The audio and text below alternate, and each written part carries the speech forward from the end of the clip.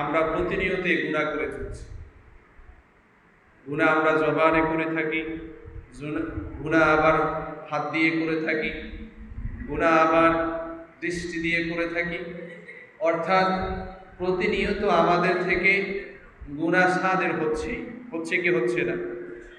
তা আমরা এই যেহেতু ইসলাহি মাহফিল, আমরা এমন 5টি বিষয় আলোচনা করব যে 5টি বিষয়ের মধ্য দিয়ে আমাদের গুনাহগুলো মাফ নেওয়া সম্ভব। কয় বিষয়? জোরে বলেন। 5 বিষয়। আমরা ইনশাআল্লাহ এই 5টা বিষয় সকলেই জানি, কিন্তু আমরা একটু মোজাকারা করব, আলোচনা করব, যাতে করে এই 5টা বিষয়ে আমল করে আমাদের জিন্দেগির গুনাহগুলো মাফ আমরা নিতে পারি ইনশাআল্লাহ। আল্লাহ তাআলা আমাদেরকে 5টি বিষয় আমলের নিয়তে শোনার সেই তৌফিক দান করুন। প্রথম বিষয় হলো, গুনাহ থেকে যদি বিরত থাকতে হয় অথবা যদি মাফ পাইতে হয়, প্রথম বিষয় হলো সালাত আমাদেরকে আদায় করতে হবে। মহারব্বে কারীম সূরা আনকাবুতের 45 নম্বর আয়াতের মধ্যে বলেন, উতলু মা উহিয়া ইলাইকা মিনাল কিতাবি ওয়া আকিমিস সালাত ইন্নাস সালাতা তানহা আনিল ফাহশাই ওয়াল মুনকার। মহান আল্লাহ তাআলা বলেন, আপনার প্রতি যে ওহী নাযিল হয়েছে, যে কোরআন নাযিল হয়েছে, তা থেকে আপনি তেলাওয়াত করুন এবং আপনি নামাজ প্রতিষ্ঠিত করুন আমার স্মরণে। এরপর আল্লাহ তাআলা বলেন, ইন্নাস সালাতা তানহা আনিল ফাহশাই ওয়াল মুনকার। নিশ্চয়ই নামাজি ব্যক্তিকে সব ধরনের ফাহিশা এবং মুনকার কাজ থেকে বিরত রাখবে। সুবহানাল্লাহ। জোরে বলেন না সুবহানাল্লাহ। নামাজ আমাদেরকে সব গুনাহ থেকে বিরত রাখবে। এই আয়াতের তাফসীর কারকরা একটা ঘটনা উল্লেখ করেছেন। একবার একজন সাহাবী নতুন করে মুসলিম হয়েছে। নতুন করে ঈমান আনার পরে তিনি এখন ভালো করে নামাজ পড়ে, কিন্তু গুনাহের মধ্যে নিমজ্জিত, মদ খায়, মিথ্যা কথা বলে, সুদের সাথে জড়িত একজন নতুন ঈমানদার।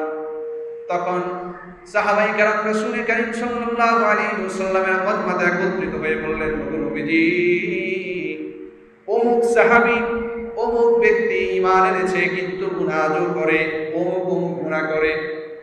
রাসূল কারীম সাল্লাল্লাহু আলাইহি ওয়াসাল্লাম থমকে গেলেন, কিছুক্ষণ অপেক্ষা করলেন, এরপরে চিন্তা করে তাদেরকে জিজ্ঞেস করলেন, ওই ব্যক্তি তো নতুন ঈমান আনলো, এখন তোমাদের কাছে আমার জানতে চাওয়া, ওই ব্যক্তি নামাজ ঠিকমতো আদায় করে কিনা? ওই সাহাবায়ে কেরামরা বললেন, ইয়া রাসূলুল্লাহ, ইয়া হাবিবাল্লাহ, হ্যাঁ ওই সাহাবী নামাজটা ঠিকমতো আদায় করে, কিন্তু অন্যান্য গুনাহ এখনো ছাড়তে পারে নাই। এবার রাসূল কারীম সাল্লাল্লাহু আলাইহি ওয়াসাল্লাম বলেন, তোমরা লিখে রাখো, আর কিছুদিন পরে দেখবে নামাজ পড়তে পড়তে একটা সময় এসে আর গুনাহ করবে না। সুবহানাল্লাহ। কিছুদিন পরে আবার সেই সাহাবীদের সাথে রাসূল কারীম সাল্লাল্লাহু আলাইহি ওয়াসাল্লামের সাথে সাক্ষাৎ হলো। এবার রাসূল জিজ্ঞেস করলেন, অমুক সাহাবীর কি অবস্থা, তিনি কি এখনো নামাজ পড়ে আর সাথে সাথে গুনাহ করে কিনা? এবার সাহাবায়ে কেরাম বললেন, ইয়া রাসূলুল্লাহ, ইয়া হাবিবাল্লাহ, ওই লোকটা নামাজ পড়ে কিন্তু আর কোনো গুনাহ করে না। সুবহানাল্লাহ। তখন রাসূল কারীম সাল্লাল্লাহু আলাইহি ওয়াসাল্লাম আয়াতটা তেলাওয়াত করে শুনিয়ে দিলেন, ইন্নাস সালাতা তানহা আনিল ফাহশাই ওয়াল মুনকার। নিশ্চয়ই কোন ব্যক্তি যদি নামাজটা ঠিকমতো আদায় করে, তার নামাজটা তাকে ফাহিশা এবং মুনকার কাজ থেকে বিরত রাখবে। সুবহানাল্লাহ। এখন প্রশ্ন আসবে, হুজুর, নামাজ যদি সব গুনাহ থেকে একজন নামাজীকে বিরত রাখে, তাহলে আমাদের সমাজে অনেকে আছে প্রথম কাজে নামাজ পড়ে, আবার বাড়িতে গিয়ে সিনেমা দেখে, আবার সুদের সাথেও সম্পৃক্ত, আবার মানুষের জমি মাইরাও খায়, আছে কি নাই? আছে। মুফাসসিরে কেরাম বলছেন, তার নামাজটা হয়তো নামাজের মতো হয় না, নামাজে দাঁড়ায় আর সৌদি আরব, আমেরিকা, ইউরোপ সবগুলোতে ঘুরে ফিরে করতেছে। তাহলে এটা কি আসলে প্রকৃত নামাজ হইল? তার নামাজের মতো নামাজ হইতে হবে। আবার কেউ কেউ বলেন, এই ব্যক্তি নামাজ পড়ার কারণে এত খারাপ, যদি নামাজ না পড়তো আরো ভয়াবহ খারাপ হইতো। তিরমিজি শরীফের 214 নম্বর হাদিসের মধ্যে রয়েছে, আন-নবী হুরায়রা রাদিয়াল্লাহু তাআলা আনহু قال رسول الله صلى الله عليه وسلم আসসালাওয়াতুল খামস ওয়াল জুমআতু ইলাল জুমআতি কাফফারাতুন লিমা বাইনাহুম মা লাম তুশাল কাবাইর। রাসূল করিম সাল্লাল্লাহু আলাইহি ওয়াসাল্লাম বলেন, যে ব্যক্তি 5 ওয়াক্ত নামাজ ঠিকমতো আদায় করবে, ওই 5 ওয়াক্ত নামাজ ঠিকমতো আদায় করার কারণে মাঝে মাঝে যত গুনাহ হবে, ওই নামাজের কারণেই তার গুনাহগুলো মাফ হয়ে যাবে। সুবহানাল্লাহ। কোন ব্যক্তি ফজরের নামাজ পড়লো, এরপরে কিছু গুনাহ করার পরে জোহরের নামাজ আদায় করলো, রাসূল বলেন জোহরের নামাজ আদায় করার কারণে সেই গুনাহগুলো আল্লাহ তাআলা মাফ করে দিবে। ঠিক অনুরূপ জোহরের পর আসর, আসরের পরে মাগরিব যদি বাবা আদায় করতে থাকে, আল্লাহ তাআলা তার গুনাহগুলো মাফ করে দেন। সুবহানাল্লাহ। মুসলিম শরীফে 1408 নম্বর হাদিসের মধ্যে রয়েছে, আন নবী হুরায়রা রাদিয়াল্লাহু তাআলা আনহু قال قال رسول الله صلى الله عليه وسلم أرأيتم لو أن نهرا بباب أحدكم يغتسل منه كل يوم 5 مرات هل يبقى من درنه شيء قالوا لا يبقى من درنه شيء قال فكذلك مثل الصلوات الخمس يمحو الله بهن الخطايا। রাসূল করিম সাল্লাল্লাহু আলাইহি ওয়াসাল্লাম সাহাবায়ে কেরামকে জিজ্ঞেস করছেন, তোমাদের কাছে আমার জানতে চাওয়া, যদি কোনো ঘরের সামনে একটা নদী থাকে, ঘরের সামনে কি থাকে জোরে বলেন, একটা নদী থাকে, আর ওই নদীর মধ্যে কোনো ব্যক্তি যদি ডেইলি 5 বার গোসল করে, কতবার জোরে বলেন না, 5 বার গোসল করে। সাহাবায়ে কেরামকে জিজ্ঞেস করলেন, ওই ব্যক্তির শরীরে কোনো ময়লা থাকতে পারে? ময়লা থাকতে পারে না। সাহাবায়ে কেরাম বললেন, ক্বালু লা ইয়াবকা মিন দারনিহি শাই, কোন ব্যক্তি যদি 5 বার গোসল করে তার শরীরে কোনো ময়লা থাকতে পারে না। ঠিক অনুরূপ রাসূল করিম সাল্লাল্লাহু আলাইহি ওয়াসাল্লাম বলেন, ক্বালা ফাকাযালিকা মাতালুস সালাওয়াতিল খামসি ইয়ামহুল্লাহু বিহিন্নাল খাতায়া।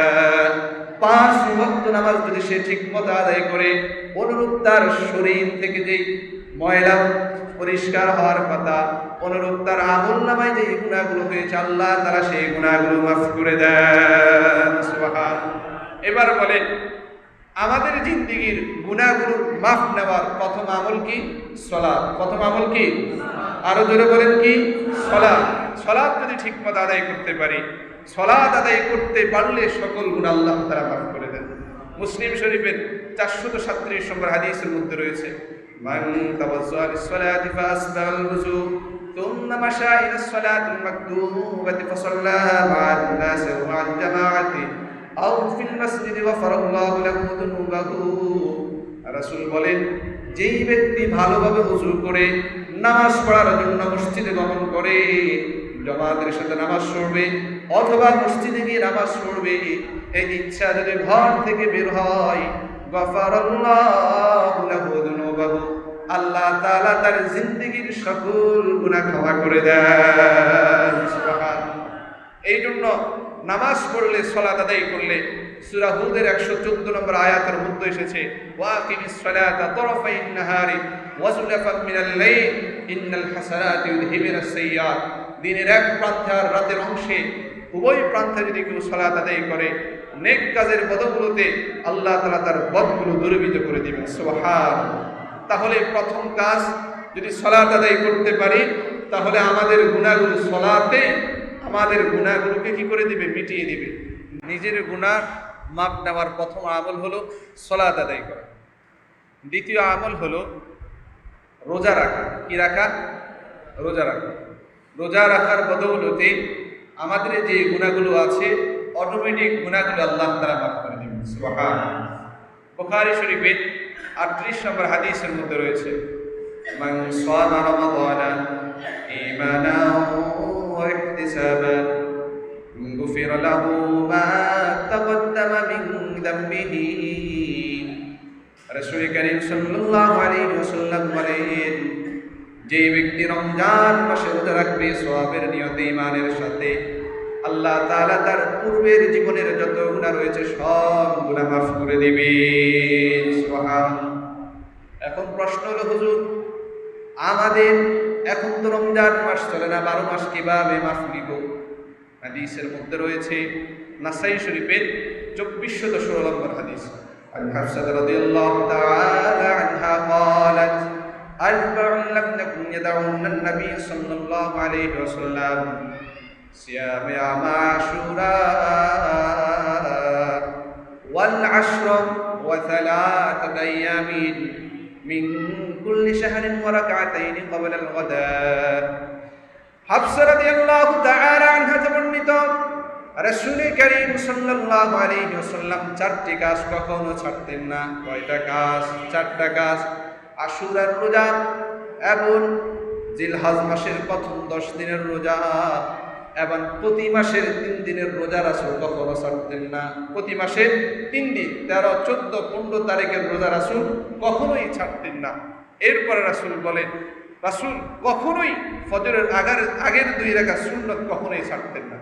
তাহলে এই মাসে যদি আমরা প্রতি মাসে 3টা 13, 14 চাঁদের 13, 14, 15 তারিখ যদি রোজা রাখি, আমাদের জীবনের যে গুনাহগুলো আছে আল্লাহ তাআলা সেই গুনাহগুলো মাফ করে দেবেন। সুবহানাল্লাহ। রাসূল করিম সাল্লাল্লাহু আলাইহি ওয়াসাল্লাম প্রতি সপ্তাহে সোমবার, বৃহস্পতিবার রোজা রাখতেন। এরই সাথে সাথে রাসূল করিম সাল্লাল্লাহু আলাইহি ওয়াসাল্লাম প্রতি মাসে 13, 14, 15 তারিখ কখনোই রোজা ছাড়তেন না, কখনোই রোজা ছাড়তেন না। দেখেন, একটা হলো ফরজ বিধান, আরেকটা হলো নফল বিধান।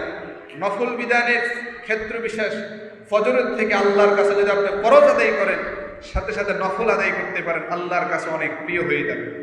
আপনাদেরকে মিসাল দিলে বুঝবেন। যেমন আমাদের বাড়িতে মাছের প্রয়োজন হয়, গোস্তের প্রয়োজন হয়, ঢালের প্রয়োজন হয়, ভাতের প্রয়োজন হয়, হয় কি হয় না? আমরা তো প্রতিদিন এগুলোর বাজার করি, এগুলো আমাদের জন্য কর্তব্য। কিন্তু এগুলো নিলে আপনার পরিবার তেমন একটা খুশি হবে না। কিন্তু সাথে যদি আপনি একদিন 1000 টাকার বাজার নিলেন, আর সাথে যদি 10 টাকার একটা আচার তাকে নিয়ে বলেন, যোগো আমি শুধু তোমার জন্য একটা আচার দিয়েছি আনলাম, বলুন তো 1000 জিনিস দেখে, 1000 টাকার জিনিস দেখে সে বেশি খুশি হবে, নাকি ওই 10 টাকার বস্তু দেখে সে বেশি খুশি হবে? জোরে বলেন। 10 টাকার বস্তু দেখে বেশি খুশি হবে, কারণ আপনার দায়িত্ব 1000 টাকার বস্তু তাকে খাওয়ানো, ওই 10 টাকার বস্তু না খাওয়াইলে হইতো। ঠিক অনুরূপ ফরজ বিধান তো আমার আপনার উপর কর্তব্য, না আদায় করলে গুনাহের সম্মুখীন হতে হবে। এর সাথে সাথে যদি নফল ইবাদত করতে পারি, আল্লাহ তাআলা বান্দার উপরে আরো বেশি সন্তুষ্ট হয়ে যান। সুবহানাল্লাহ। এই জন্য চেষ্টা করব প্রতি মাসে 13, 14, 15 তারিখে রোজা রাখতে। পারবো না ইনশাআল্লাহ? আল্লাহ তাআলা আমাদেরকে এই রোজার মধ্যে দিয়ে আমাদের জিন্দেগির গুনাহগুলোর মাফ দেওয়ার তৌফিক দান করুন। 3 নম্বর আমল হলো নিজের জীবনের গুনাহ মাফ নেওয়ার জন্য, সেটা হলো জবানের হেফাজত এবং চোখের হেফাজত। জবানের হেফাজত এবং চোখের হেফাজত। কারণ চোখের হেফাজত সম্পর্কে আল্লাহ তাআলা সূরা নূরের 30-31 নম্বর আয়াতের মধ্যে বলেন, কুল্লিল মুমিনিনা ইয়াগুদ্দু মিন আবসারিহিম ওয়া ইয়াহফাযু ফুরুজাহুম যালিকা আযকা লাহুম। আল্লাহ তাআলা নবীকে বলেন, ও নবীজি, আপনি মুমিন বান্দাদেরকে বলে দিন, ইয়াগুদ্দু মিন আবসারিহিম, তারা যেন তাদের দৃষ্টিটাকে হেফাজত করে। কোন বিষয়টাকে? দৃষ্টিটাকে হেফাজত করে। ওয়া ইয়াহফাযু ফুরুজাহুম, এবং তারা যেন তাদের যৌনাঙ্গকে হেফাজত করে। যালিকা আযকা লাহুম, এটাই হলো তাদের জন্য পবিত্রতার উত্তম মাধ্যম। সুবহানাল্লাহ। এরপর আয়াত আল্লাহ তাআলা নবীকে বলে দিচ্ছেন, আপনি মুমিন নারীদেরকে বলে দিন, ওয়া কুল্লিল মুমিনাতি ইয়াগুদ্দুনা মিন আবসারিহিন ওয়া ইয়াহফাযনা ফুরুজাহুন্না ওয়া লা ইউবদিনা যিনাতাহুন। ও নবী, আপনি মুমিন নারীদেরকে বলে দিন, ইয়াগুদ্দুনা মিন আবসারিহিন, মুমিন নারীরা যেন তাদের দৃষ্টি নত রাখে এবং যারা তাদের যৌনাঙ্গকে হেফাজত করে, লজ্জাস্থানকে হেফাজত করে। ওয়ালা ইউবদিনা যিনাতাহুন, এবং যেন তাদের সৌন্দর্যটা তারা ঢেকে রাখে, সৌন্দর্যটাকে তারা যেন প্রকাশ না করে। তাহলে এই 2টা আয়াতের মধ্যে আল্লাহ তাআলা মুমিন পুরুষদের জন্য 2টা বিষয় বলেছে। কয়টা?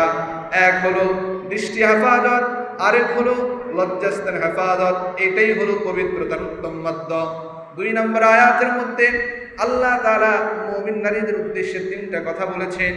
এক হলো দৃষ্টি হেফাজত, যৌনাঙ্গ হেফাজত। 3 নম্বর হলো ওয়ালা ইউবদিনা যিনাতাহুন, তাদের সৌন্দর্যটাকে যাতে করে প্রকাশ না করে। আজকের ফিতনা ফাসাদের মূল একটি কারণ হলো দৃষ্টি হেফাজত না করা। আমি আপনি যদি দৃষ্টি হেফাজত করি, এই যে অন্যের প্রতি আকৃষ্ট হওয়া, অন্যের প্রতি ধাবিত হওয়া, এটা না দেখলে কি হয়? না দেখলে হয়, না দেখলে হয় না। এই জন্য দৃষ্টি হেফাজত রাখা।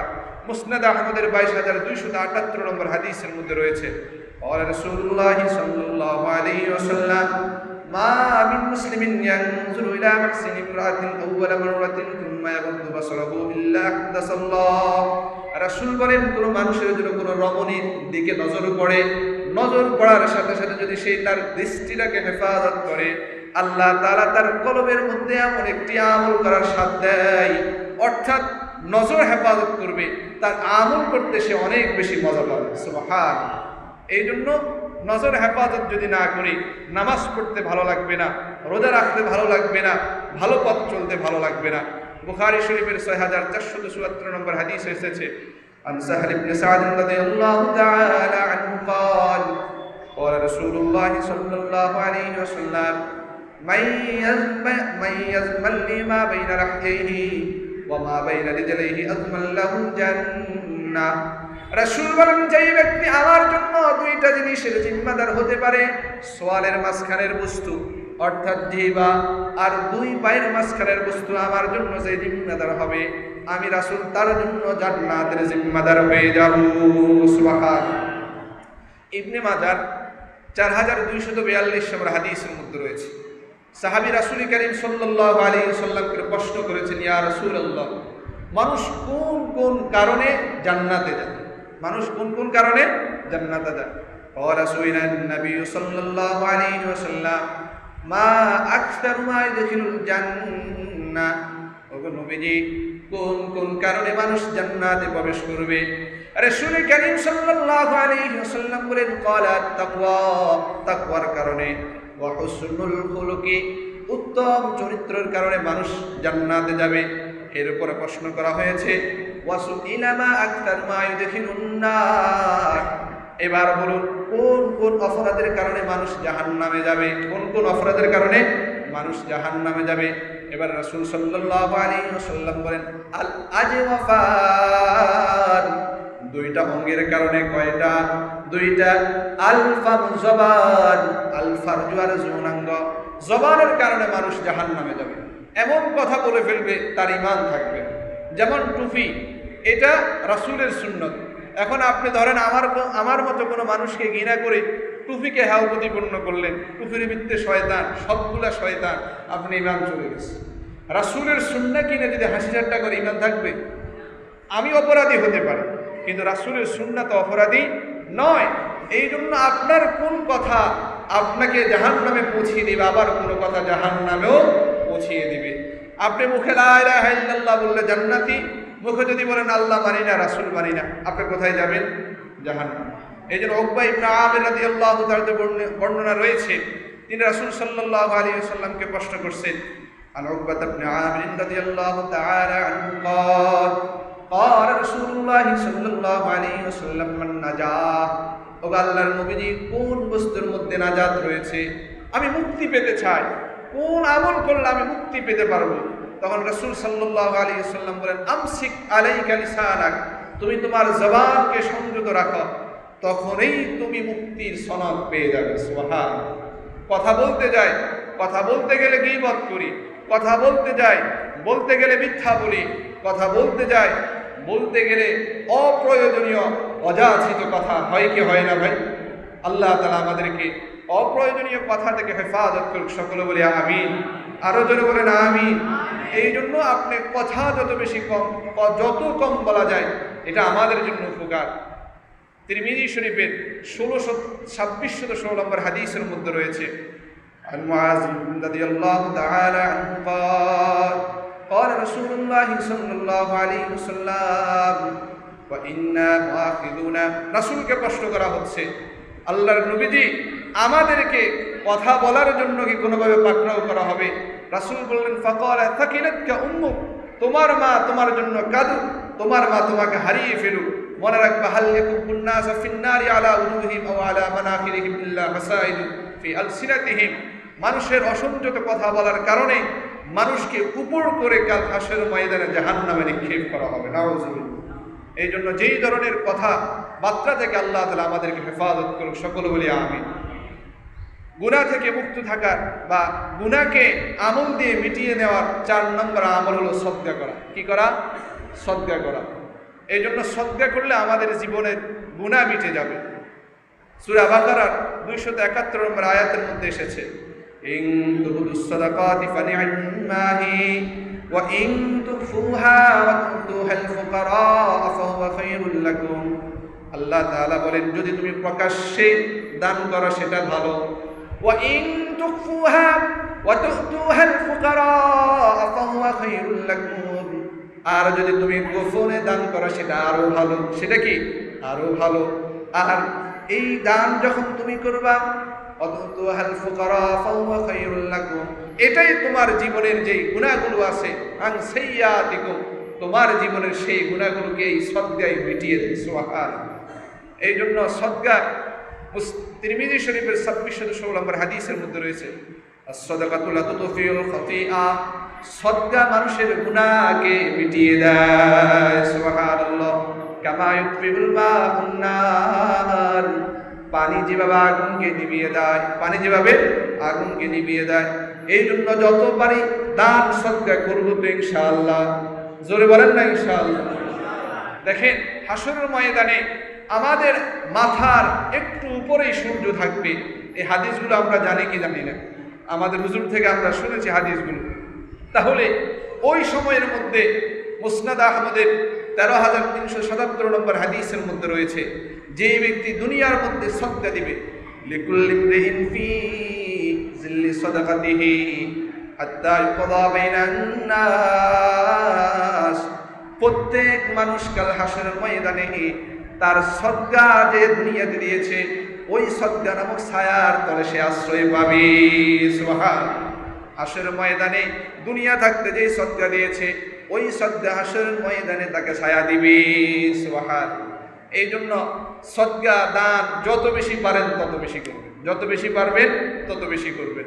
এই জন্য দুনিয়াতে টাকা পয়সার খুব প্রয়োজন, দুনিয়াতে টাকা পয়সার খুব প্রয়োজন। মনে রাখবেন, টাকা পয়সা দারিদ্রটাকে ইসলাম উৎসাহিত করে না, ইসলাম ধনাঢ্যটাকে উৎসাহিত করে। ধনাঢ্যটাকে কি করে? উৎসাহিত করে। আপনার ইসলামের ইমানের পরে রোজা নামাজের পরে হজ যাকাত আপনার টাকার প্রয়োজন আছে, পালন করার জন্য কি প্রয়োজন আছে? টাকার প্রয়োজন আছে। আপনি দুনিয়াতে গুনাহ মাপ নেবেন, ওই গুনাহ মাপ নেওয়ার জন্য টাকার প্রয়োজন আছে। কেমন? আপনার রোজায় একটা রোজা ভেঙে ফেলেছেন কোনোভাবে, কাফারা কিভাবে দিবেন? 60 জন মানুষকে খাওয়াই গেল, 60 কিছু মানুষকে আজাদ করে দাও, গোলাম আজাদ করে দাও, টাকা লাগবে কি লাগবে না? হজে যাবেন, কোনো ভুল ভ্রান্তি হয়েছে, দম দাও, গরু দাও, ছাগল দাও, টাকা লাগবে কি লাগবে না? দুনিয়ার মধ্যে টাকার প্রয়োজন আছে।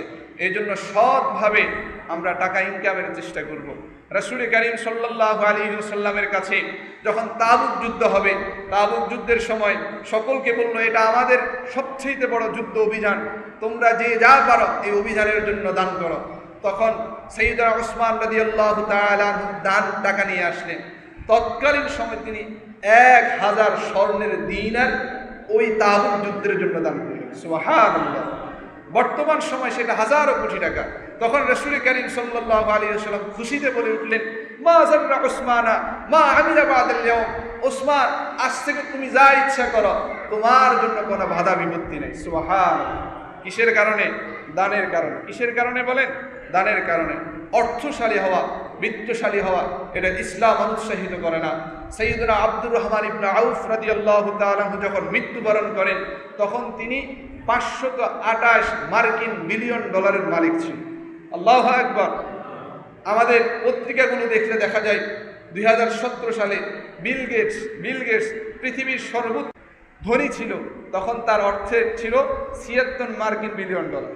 আর আব্দুর রহমান ইবনে আউফ তার থেকে 10-12 গুণ ডবল টাকার মালিক ছিল। সুবহানাল্লাহ। এই জন্য দুনিয়াতে যত বেশি দান করবেন, যত অর্থবিত্তশালী হবেন, হালাল পন্থার টাকা যখন দান করবেন, আপনার গুনাহ মোচন হবে। হাসরের ময়দানে অর্থ আপনাকে ছায়া তলে আশ্রয় দিয়ে দিবে। সুবহানাল্লাহ। আল্লাহ তাআলা আমাদেরকে বুঝার সেই তৌফিক দান করুন। আমাদের গুনাহ মাপ নেওয়ার 5 নম্বর পন্থা, 5 নম্বর আমল হলো তওবা করা। কি করা? তওবা করা।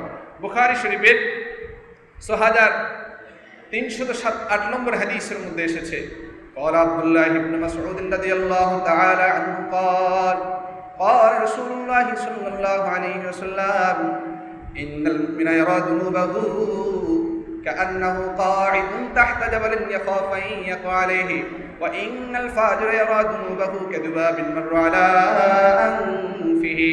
আব্দুল্লাহ ইবনে মাসউদ রাদিয়াল্লাহু তাআলা আনহু বলেন, একজন মুমিন তার একটা ছোট গুনাহকে বিশাল মনে করে। কেমন বিশাল মনে করে? কাআন্নাহু কাঈদুন তাহতা জাবালিন, সে যেন একটা পাহাড়ের নিচে বসে আছে, কখন জানি পাহাড়টা তার উপরে ধসে পড়ে। একজন মুমিন গুনাহটাকে তার পাহাড়ের মতো মনে করে, কখন জানি সেই পাহাড়টা ধসে পড়ে। ওয়া ইন্নাল ফাজিরা ইয়ারা যুনুবাহু, আর একজন পাপিষ্ঠ ব্যক্তি তার গুনাহকে মাছির মতো মনে করে। ইয়ারা যুনুবাহু কাযুবাবিন মাররা আলা আনফিহি, মাছিটা যেভাবে নাক সামনে দিয়ে উড়ে গেলে তার কোনো ক্ষতি হয় না, একজন পাপিষ্ঠ সে গুনাহকে এমন মনে করে। এই জন্য গুনাহ থেকে মুক্তি পাওয়ার জন্য হলো তওবা বেশি বেশি করে করা। কি করা? তওবা বেশি বেশি করে করা। ইবনে মাজার 4150 নম্বর হাদিসের মধ্যে রয়েছে, قال رسول الله صلى الله عليه وسلم التائب من الذنب كمن لا ذنب له। التائب, যে ব্যক্তি তওবা করে যার কোনো গুনাহ নাই, ওই তওবা কারণে সে ওই ব্যক্তির মতো হয়ে যায়। সুবহানাল্লাহ। 4250 নম্বর হাদিস ইবনে মাজাহ। ঠিক অনুরূপের পরের হাদিসের মধ্যে রয়েছে, কুল্লু বানি আদম খাত্তাউন ওয়া খায়রুল খাত্তাইন আত-তাওয়াবুন। দুনিয়াতে প্রত্যেক বনি আদম গুনাহগার, তবে শ্রেষ্ঠ মানুষ হলো ওই যে গুনার সাথে সাথে তওবা করে নেয়। সুবহানাল্লাহ। এই জন্য মুমিনের অন্তর যদি সাফ পরিষ্কার রাখতে হয়, সদা সর্বদাই তাওবার ইস্তিগফারের মধ্যে থাকতে হবে। তিরমিজি শরীফের 3334 নম্বর হাদিসের মধ্যে রয়েছে, قال رسول الله صلى الله عليه وسلم إن المؤمن إذا أذنب كانت نقطة سوداء في قلبه। নিশ্চয়ই মুমিন বান্দা যখন গুনাহ করে তার অন্তরের মধ্যে একটি কালো দাগ পড়ে যায়। নুকতাতুন সাউদাউ ফি কলবিহি ফাইন তাবা ওয়া নাযা ওয়াস্তাগফারা, যখন সে তওবা করে, ইস্তিগফার করে, সুকিলা কলবুহু, ওই তওবা ইস্তিগফারের কারণে আল্লাহ তাআলা তার দিলটা একেবারে পরিষ্কার করে দেন। সুবহানাল্লাহ। যদি সেই তওবা না করে, ফাইন যাদা, যত বেশি গুনাহ করবে তত বেশি তার এখানে কালো সেই নুকতা পড়ে যাবে, কালো দাগ পড়ে যাবে। এই জন্য যখনই গুনাহ হয়ে যাবে তওবা করে ফেলতে হবে। কি করে ফেলতে হবে? তওবা করে ফেলতে হবে। বুখারী শরীফের একাধিক হাদিস রয়েছে, তিরমিজির একাধিক হাদিস রয়েছে তওবার গুরুত্ব নিয়ে। যেহেতু সময় কম, আমরা কোরআনের একটি আয়াত শুনাই। সূরা তাওবার 8 নম্বর আয়াতের মধ্যে আল্লাহ তাআলা বলেন, ইয়া আইয়ুহাল্লাযীনা আমানু তুবু ইলাল্লাহি তাওবাতান নাসুহা আসা রাব্বুকুম আন ইউকাফিরা আনকুম সাইয়্যাতিকুম। হে মুমিন বান্দাগণ, তুবু ইলাল্লাহ, তোমরা আল্লাহর কাছে তওবা করো। তাওবাতান নাসুহা, তাওবাতুন নাসুহা বলতে খাঁটি দিলে তওবা করো। কোন দিলে? খাঁটি দিলে তওবা করো। আসা রাব্বুকুম আন ইউকাফিরা আনকুম সাইয়্যাতিকুম, হতে পারে তোমাদের ওই খাঁটি দিলের তওবার কারণে আল্লাহ তাআলা তোমাদের জীবনের যত গুনাহ রয়েছে সকল গুনাহ আল্লাহ তাআলা মাফ করে দিবেন। সুবহানাল্লাহ। মাফ শুরু করে দিবেন এমনটা নয়, ওয়ায়ুদখিলাকুম জান্নাতিন তাজরি মিন তাহতিহাল আনহার, ওই তওবার বদৌলতে আল্লাহ তাআলা তোমাদেরকে অনন্ত অসীমকালের ঘর জান্নাতে প্রবেশ করিয়ে দিবেন। সুবহানাল্লাহ। এই তওবাটা কেমন? কোন ব্যক্তি যদি খাঁটি দিলে তওবা করতে পারে, সূরা ফুরকানের 17 নম্বর আয়াতের মধ্যে আল্লাহ তাআলা বলেন, ইল্লা মান তাবা ওয়া আমানা ওয়া আমিলা আমালান সালিহান ফাউলাইকা ইউবাদদিলুল্লাহু সাইয়্যাতিহিম হাসানাত ওয়া কানা আল্লাহু গফুরার রহিমা। যে ব্যক্তি খাঁটি দিলে তওবা করবে, সৎ আমল করা শুরু করে দিবে, আল্লাহ তাআলা বলেন এই সৎ আমলের কারণে তার জিন্দেগিতে যতগুলো বদ কাজ করেছে, যতগুলো গুনাহ করেছে, আল্লাহ তাআলা সেই বদ কাজগুলোকে, খারাপ কাজগুলোকে নেকি দিয়ে পরিবর্তন করে দিবে। সুবহানাল্লাহ। এই আয়াতের তাফসীরের মধ্যে চমৎকার একটা ঘটনা এনেছেন মুফাসসিরে কেরাম। সাইয়্যিদুনা ওমর ফারুক রাদিয়াল্লাহু তাআলা ছিলেন অনেক ভয়ঙ্কর, বলতে পারেন কঠোর শাসক ছিলেন। কোনো অনিয়ম দেখলে সাথে সাথে অ্যাকশনে যাইতেন। তিনি একবার অলিতে গলিতে ঘোরাফেরা করছে, দেখলেন এক যুবক দাঁড়িয়ে আছে একটা বোতল নিয়ে। ওই বোতলের ভিতরে ছিল মদ ছিল। কি ছিল? মদ ছিল। ওই যুবকের হাতে মদ। যখন সাইয়্যিদুনা ওমর ফারুককে দেখলো, তখন সে আতঙ্কিত হয়ে গেল। হায় রে, আজকে যদি ওমর ফারুক আমাকে ধরে ফেলে, আজকে তো আমার অবস্থা 12টা বাজিয়ে ফেলবে। হায় রে আল্লাহ, আমি কি করব? সে ইয়া নাফসি করতে করতে আর আল্লাহর কাছে এমনভাবে তওবা করছে, আল্লাহ আজকের জন্য আমাকে মাফ করে দেন, আল্লাহ আজকের জন্য করবো, আমাকে সুযোগ করে দেন, আমি আর জীবনেও মদ খাবো না, আল্লাহ ওমরের হাত থেকে আমাকে বাঁচান। সে এমনভাবে তওবা করছে। ওমর ফারুক রাদিয়াল্লাহু তাআলা সে জিজ্ঞেস করে, এই তোমার হাতে বোতলে কি? সে বলতেছে, আমার এখানে শিরকা। আমার এখানে কি? শিরকা। আমার এখানে মদ নাই। এখন ওমর ফারুক বলে, দাও বোতল দাও। বোতল দিয়ে দেখতেছে আসলে শিরক। আল্লাহু আকবার। অর্থাৎ সে এমনভাবে দিল থেকে তওবা করেছে, আল্লাহর সাথে সাথে সেটা পরিবর্তন করে দিয়েছে। সুবহানাল্লাহ। এই জন্য আমাদের দিনে প্রতিটি মুহূর্তে, প্রতিটি ক্ষণে আমাদের অনেক গুনাহ হয়ে যায়। 5টি আমলের মধ্যে দিয়ে আমরা সেই গুনাহগুলোর মাপ চাইলে নিতে পারি। 1 নাম্বার বলেছিলাম, ঠিক মতো 5 ওয়াক্ত সালাত আদায় করা, রমজান মাসে রোজা রাখা, রমজানের বাহিরে প্রতি মাসে 13, 14, 15 তারিখে রোজা রাখা। 3 নাম্বার বললাম আমাদের জবানের হেফাজত এবং আমাদের দৃষ্টি হেফাজত করা। 4 নাম্বার বললাম যত বেশি পারি দান সদকা করা। 5 নাম্বার খাস দিলে ইয়াকিনের সাথে তওবা করা। আল্লাহ তাআলা আমাদেরকে তওবাওয়ালা জিন্দেগি দান করুন। সকলে বলি আমিন। আসসালামু আলাইকুম ওয়া রাহমাতুল্লাহি ওয়া বারাকাতুহু।